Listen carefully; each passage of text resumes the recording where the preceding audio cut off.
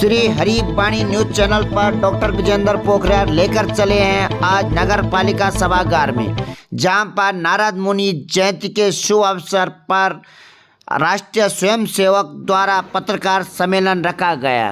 जन्म हुआ ज्येष्ठ मास के कृष्ण पक्ष की प्रतिपदा तिथि को उनका जन्म हुआ था। उनको ब्रह्मा जी के मानस पुत्र होने का वरदान प्राप्त है और ब्रह्मा जी के पुत्र होने का गौरव किसी को यूं ही प्राप्त नहीं होता है। उसके पीछे उनके जीवन की एक जन्म जन्मांतर की तपस्या का प्रतिफल है कि मानस पुत्र होने का उनको गौरव मिला। पिछले 2 जन्मों की उनकी बात करें तो जो पहला जन्म था उस जन्म में उनको जब इस सृष्टि पर अवतरित होने का मिला तो इस सृष्टि रचना के लिए उनको जो कार्य दिया गया था उसको न करने की बजाय वे भगवत भक्ति में लग गए, जिससे ब्रह्मा जी नाराज हुए और उनको अभिशप्त कर दिया गया। अभिशप्त की अवस्था इस प्रकार की रही कि उनको जो अभिशाप मिला उस अभिशाप के कारण वे गंधर्व के रूप में जीवन यापन करने लगे और गंधर्व का जो जीवन था, उनका जो शरीर था बहुत ही सुशील सुगठित और एक उनका जो कार्यक्रम रखा गया था जिसमें रहना हुआ उस यूनिट में दे रहा है, इसलिए मैं माफी चाहूँगा। और नारद जयंती की अगर हम बात करें, आज हम जो इस कार्यक्रम कर रहे हैं, सबसे पहले हम बात करेंगे अपनी संस्कृति की, अपनी सभ्यता की, क्योंकि हमारा देश, हमारी जो सनातन संस्कृति है, जो हमारा सनातन धर्म है, हिंदू अंग्रेजत से ही पत्रकारिता की शुरुआत हुई, जबकि जनसंचार के माध्यम में मैं समझता हूँ कि भारत सब देशों का अग्रणी रहा है। और मतलब पत्रकारिता से अगर जनसंचार की बात मैं इसलिए कर रहा हूँ क्योंकि हमारे देश में कुंभ मेले हुए, तीर्थ यात्राएं हुई, तमाम यात्राएं होती थी, इनमें जनसंचार कैसे होता था। हमारी एक अपनी प्रणाली थी लेकिन उसको सामने नहीं लाया गया। हमें यह बताया कि जो ब्रिटिश साम्राज्य है या जो अंग्रेज हैं उन लोगों ने ही पत्रकारिता की शुरुआत की।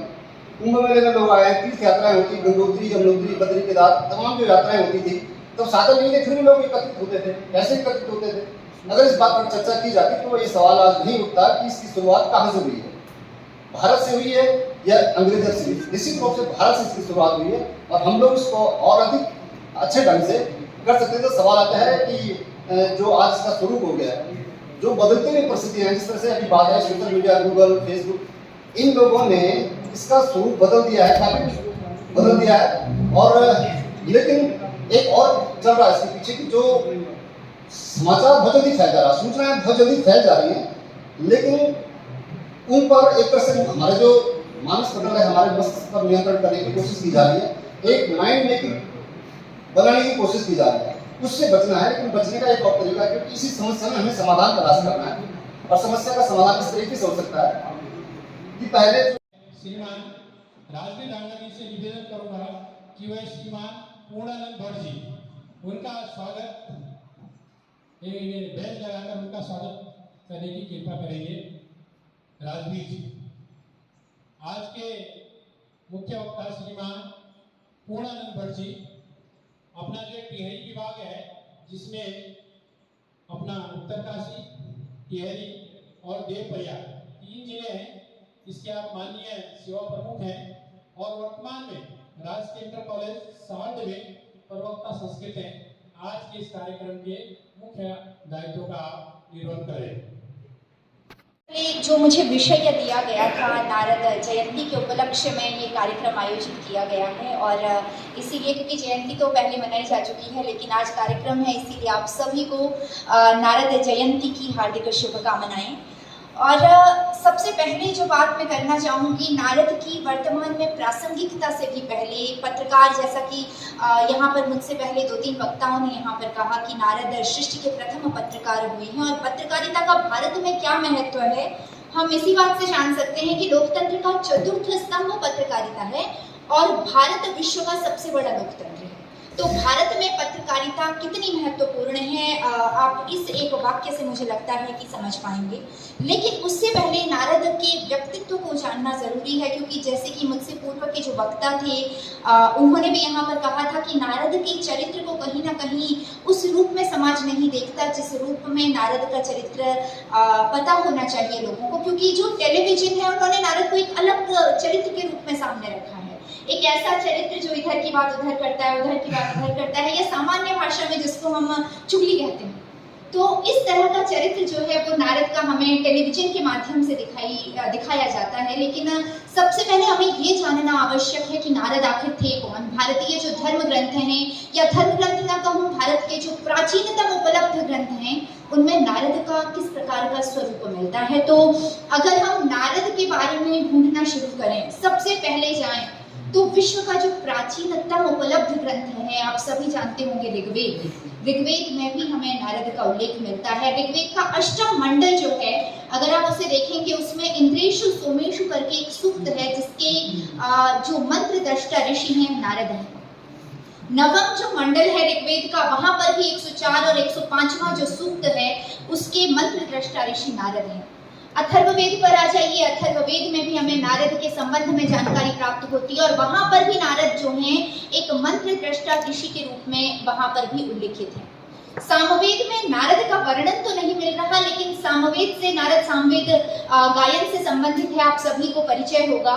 लेकिन सामवेद से नारद का क्या संबंध है, आप इसी बात से जान सकते हैं। मुझसे पहले भी वक्ताओं ने कहा कि वीणा धारण करते थे। जो नारद है वो संगीत प्रिय है, और नारद का एक ग्रंथ मिलता है जो संगीत पर उन्होंने लिखा है। अभी मुझे उसका नाम याद नहीं आ रहा है, संगीत मकरंद आई थिंक उसका नाम है। संगीत मकरंद के नाम से नारद का संगीत से संबंधित जो है ग्रंथ भी मिलता है, जो कि उनका सामवेद से जो एक नजदीकी है उनकी, वो प्रकट करता है।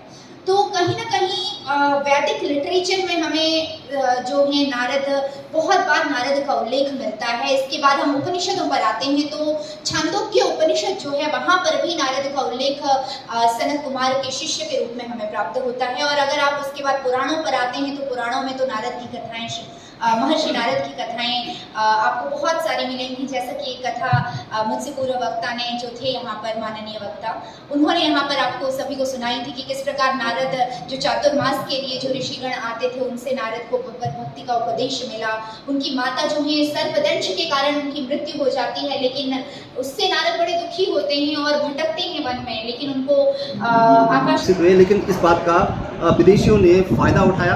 आज के परिप्रेक्ष्य में जो ये बात बार बार आती है कि पत्रकारिता का स्वरूप बदल गया है, उसके लिए कहीं ना कहीं समाज के लोग जिम्मेदार हैं। महत्वपूर्ण विषय ये है कि आज के दौर में भी पत्रकारिता मिशन अगर नहीं भी रह गई है, व्यावसायिकता में भी आ गई है, तब भी कुछ ना कुछ मानदंड, कुछ ना कुछ मानक जरूर होने चाहिए, ताकि इसको और अच्छे ढंग से समाज के सामने लाया जा सके। इसी चर्चा को लेकर आज यहाँ पर एक कार्यक्रम हुआ जिसमें राष्ट्रीय स्वयं संघ के साथ साथ तमाम पत्रकार लोग यहाँ पर आए और एक अच्छे समाज के निर्माण के लिए संकल्पबद्ध हुए। राष्ट्रीय स्वयंसेवक संघ के द्वारा जो ये नारद जयंती पर आयोजन किया गया है, एक बहुत अच्छी पहल है। पत्रकारों को यहाँ पर सम्मानित करने की बहुत अच्छी पहल है। और नारद जयंती का जो ये अवसर है, इस अवसर पर नारद जो कि आदि पत्रकार माने जाते हैं, उनके द्वारा किस तरह से आधुनिक पत्रकार प्रेरणा ले, इस विषय पर जो यहाँ पर विवेचन हुआ है, मुझे लगता है कि सभी पत्रकारों के लिए ये एक सीख होगी और भारत को किस प्रकार एक उत्कृष्ट दिशा में पत्रकारिता के द्वारा आगे बढ़ाया जा सकता है, ये यहाँ पर सभी को सीखने को मिलेगा। मुझे लगता है